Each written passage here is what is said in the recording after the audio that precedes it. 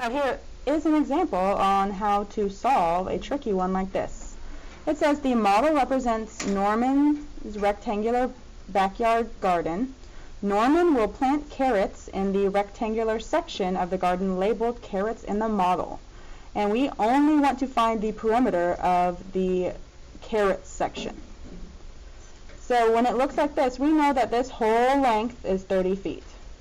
We know that the width over here is 14 feet. But right here it shows us that this rectangular section is 24 feet. So we don't know exactly. Right here, this is a question mark.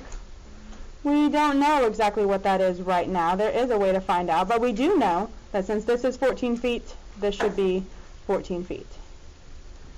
Okay, and then this would also be 14 feet. Okay, now the tricky part is to find this missing section right here. What is the width right here of our carrot section?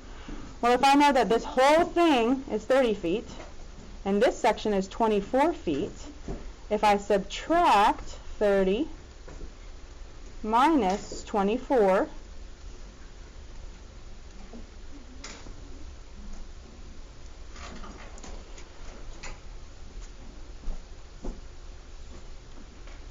I would get 6, because we know this whole side should be 30 feet. So this whole side should be 30 feet. So right here, this width is 6, because 6 plus 24 equals 30. So that missing side that we are trying to find right here is 6. So this would also be 6. So this one is tricky, but now that I know all of my sides, I would just need to add 14 plus 14